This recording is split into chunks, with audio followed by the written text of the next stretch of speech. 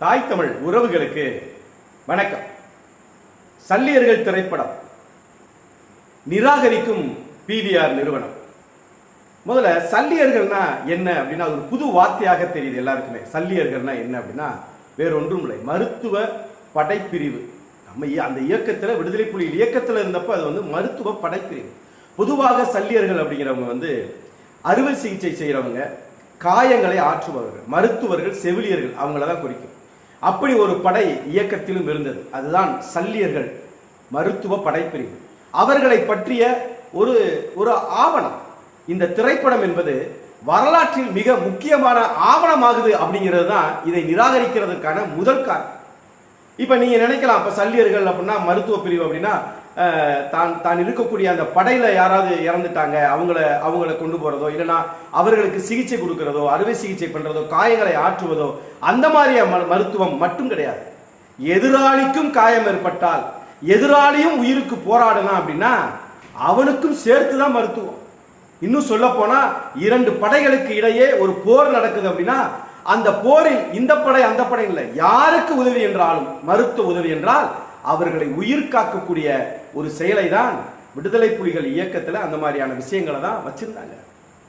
நம்ம தெரியும் இல்லையா, தமிழர்கள் உயிர்மை நேயவாதிகள், மனித நேயவாதிகள்ங்கிறத விட உயிர்மை நேயவாதிகள். களத்தில் எவன் இருக்கிறான் அப்படின்னா எந்த உயிராக இருந்தாலும் அவனுக்கு உதவணும். இதுதான் இதை பற்றிய ஒரு படம், ஒரு ஆவணமாகுது, தமிழரின வரலாறு ஆவணமாகுதுங்கிற அந்த ஒரு பார்வையில தான் இதை யாரும் எடுக்கல. வரமாட்டீங்கன்னா உங்களுக்கு புரியுற மாதிரி சொல்லணும்னா, சில ஆண்டுகளுக்கு முன்பாக நம்முடைய ராணுவ வீரர் விங் கமாண்டர் அபிநந்தன் அவர்கள் பாகிஸ்தான் எல்லையில போய் அந்த விமானம் பழுதாகி வெடிச்சு செதறும் போது அவர் பாராசூட் மூலமா போறாரு. அது பாகிஸ்தான் எல்லைக்குள்ள போய் விழுந்துட்டார். அவரை காப்பாற்றி பாகிஸ்தான்ல இருக்கக்கூடியவங்க அவரை காப்பாற்றி அவருடைய காயங்களுக்கு மருந்திட்டு அவருக்கு மருத்துவ உதவிகள் செய்து அவர்களுடைய பாராளுமன்றத்தில் எல்லார் முன்னிலையும் எல்லாருடைய சம்மதத்தின் பேர்ல பாராளுமன்றத்தில் ஒரு தீர்மானம் நிறைவேற்றப்பட்டு இந்தியாவுக்கு திருப்பி அனுப்பினாங்க. அப்ப அங்க மருத்துவம் கொடுத்தாங்க பாத்தீங்களா, அவர்களால் சல்லியர்கள். இது ஒரு உதாரணத்துக்காக உங்களுக்கு சொல்றேன். இப்படிப்பட்ட ஆவணங்களை அங்க ஈழத்தில் நடந்த அந்த போரில, அந்த ஈழ விடுதலையில எப்படியெல்லாம் நம்முடைய சல்லியர்கள் அங்க பணி செய்தாங்க அப்படிங்கிறத வரலாற்று ஆவணப்படுத்தக்கூடிய படம் தான். இப்ப இது நமக்கு எல்லாத்துக்கும் தெரியும், ஏற்கனவே மேதகு வந்துச்சு, OTTல தான் அதை திரையிட முடிஞ்சுச்சு. அதுவும் தமிழ் OTTன்னு ஒன்று ஆரம்பிச்சு மேதகு 2 அதுல தான் திரையிட முடிஞ்சிச்சு. அது மாதிரிதான் இப்பயும் இந்த PVR நிறுவனம் 170 ஸ்கிரீன் இருந்தாலும் அதை ஒன்றுல கூட அதில் திரையிட கூடாது, திரையிட முடியாது, நாங்கள் திரையிட மாட்டோம் அப்படின்னு சொல்றாங்க. சொல்லக்கூடிய காரணம் என்ன அப்படின்னா, இந்த படத்தை நாங்கள் திரையிட்டால் அது ஓடாது அப்படிங்கிறாங்க.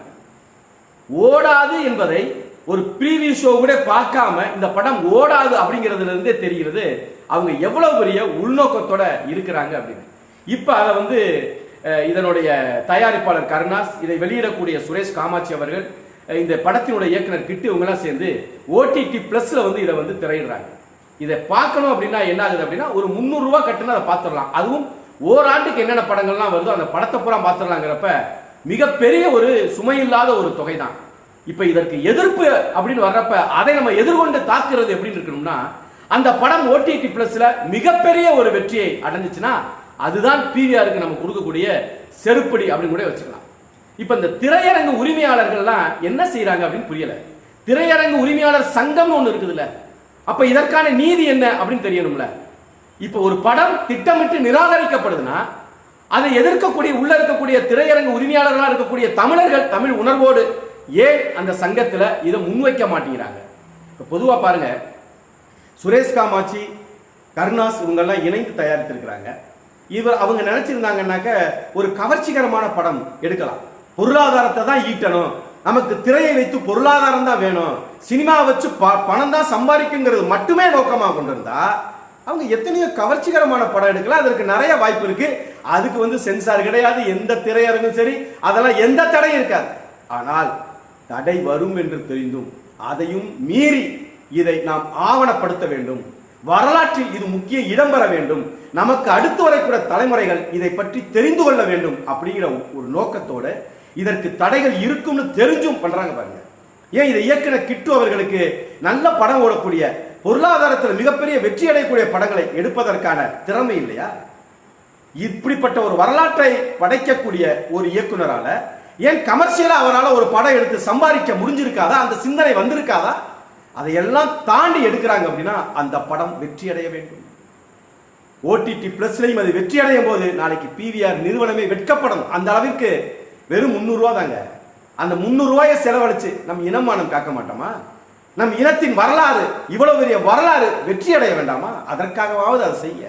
இன்னும் குறிப்பா இதை குறிப்பிட்டு சொல்லணும்னா, திரையரங்கு உரிமையாளர்களாக இருக்கக்கூடிய தமிழர்கள் இதற்கு எதிராக தயவு செய்து பேசுங்க.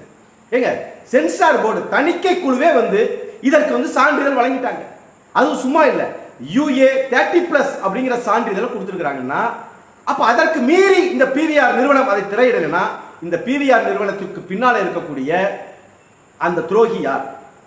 பிவிஆரை கட்டுப்படுத்தக்கூடிய அந்த கட்டுப்பாட்டாளர் யார் அப்படிங்கிற ஒரு செய்தி வருதுல்ல.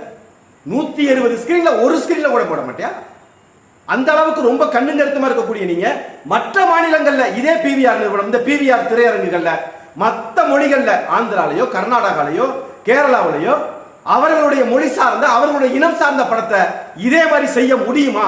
முடியாது. ஏன்னா அங்கெல்லாம் திரையிட்டு இருக்கீங்க, அங்கெல்லாம் அது நடந்திருக்குது.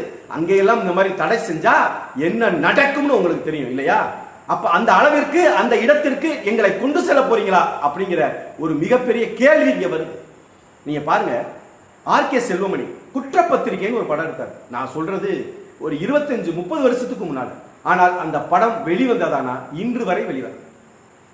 அந்த RK செல்வமணியுடைய குற்றப்பத்திரிகை சொல்லக்கூடிய கதை என்ன அப்படின்னா, அதில் அவர் எதை ஆவணப்படுத்துகிறார்னா, ராஜீவ்காந்தி கொலையினுடைய உண்மைத்தன்மை, ராஜீவ்காந்தி கொலை நடந்த அந்த உண்மை சம்பவத்தை படமாக்கினார். வராது.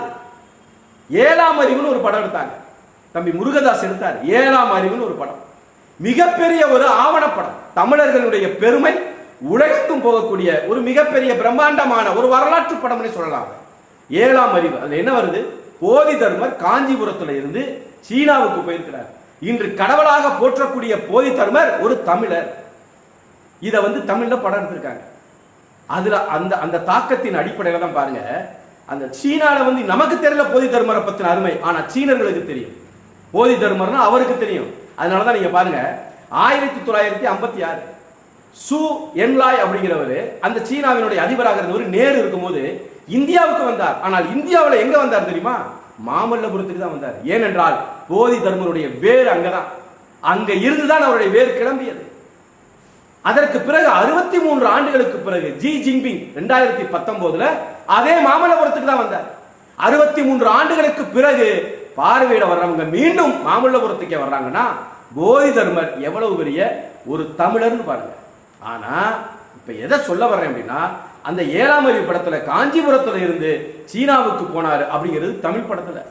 ஆனால் அதே படம் மற்ற மொழிகளுக்கு உருவாக்கம் செய்யப்படும் போது, வேறு மொழிகளுக்கு அதனுடைய பின்னூட்டத்தை கொண்டு போது என்ன நடக்குது அப்படின்னா, காஞ்சிபுரத்திலிருந்து போனார்ன்றதான உண்மை. அந்த உண்மையை தான் நம்ம ஆவணப்படுத்தி இருக்கிறோம்.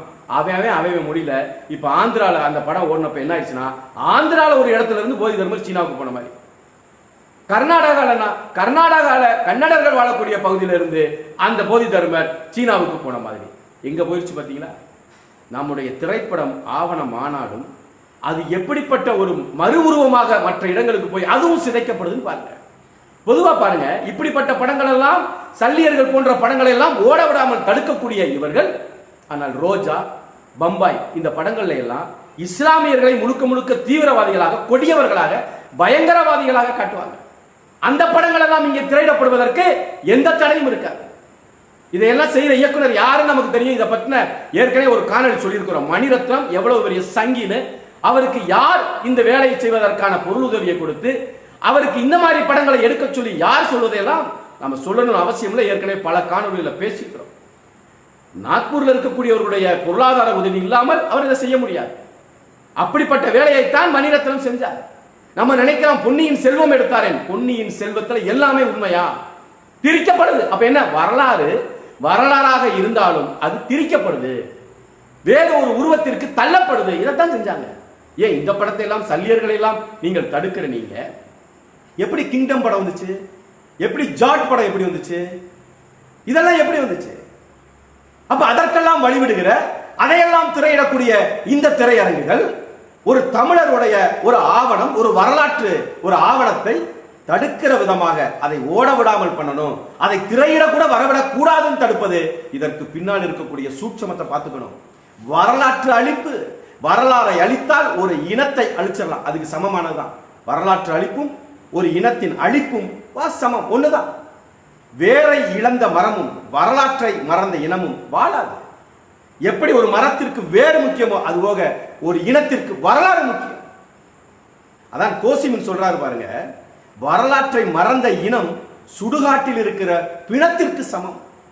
லெனின் சொல்றாரு பாருங்க, வரலாற்றை புரட்டி பார்க்காத இனம் வரலாற்றில் எழுச்சி வராதுங்கிறார். அம்பேத்கர் சொல்றாரு பாருங்க, வரலாற்றை படி, வரலாற்றை படை அப்படிங்கிறாரு.